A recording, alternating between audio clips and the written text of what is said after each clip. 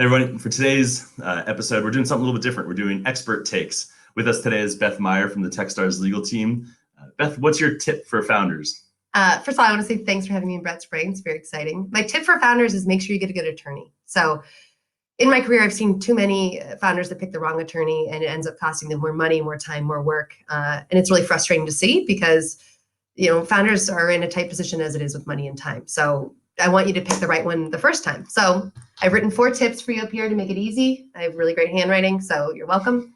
First one, leverage your network. So that doesn't mean call your brother or sister-in-law and ask them who their attorney is. It means you're an entrepreneur, ask other entrepreneurs, ask investors, ask people in your space, and be clear, hey, I want somebody that works with founders at my stage. It will surprise you. I've had people that assume it's going to be this big law firm and it's a solo practitioner who was a founder themselves and totally gets it. But take the time, don't jump in and just Google startup founder lawyer. Find somebody that's the right fit for you, and you're lucky that you'll know people that can help you with that. Second one, quality over cost. This is huge. Founders, money's tight. You have to make tough decisions all the time, and lawyers are crazy expensive. So sometimes you're tempted to go with the cheaper option, and sometimes the cheaper option is great.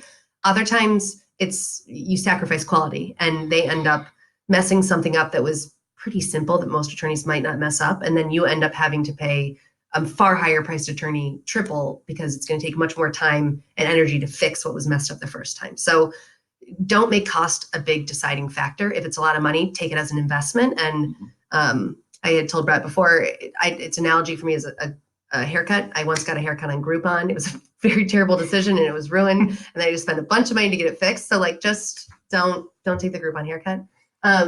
Do just enough homework. So your counsel's there to teach you. You don't need to know the mechanics of a convertible note or all the terms that need to be in a stock purchase agreement, but they should. And they should be able to explain it to you in a way that you understand and that makes you feel involved and well advised. So make sure that you know enough that you can ask them hey, I want to do a seed round and I don't know if I should do a convertible note or a safe. And they should be able to respond in a knowledgeable way. But if they're hesitant and they don't have an answer, or they speak in a way that's filled with industry jargon that just goes right over your head, that's just not the right one for you, because maybe they don't know what they're doing, so they're faking it, or they're not going to speak in an accessible way. Which leads to our last tip is find the right fit. So lawyers can be a socially awkward bunch, and you don't want somebody that doesn't work well with you. You want someone that makes you feel comfortable, that you can reach out to them at any time. So treat it like dating. Call a couple. It might be a longer process than you want, but make sure you found someone that when you're done talking to them, you're like, yes, I feel safe. You got my back. I can call you anytime. And that's how you find a good lawyer. Great tips, Beth. Thanks for doing it. Of course.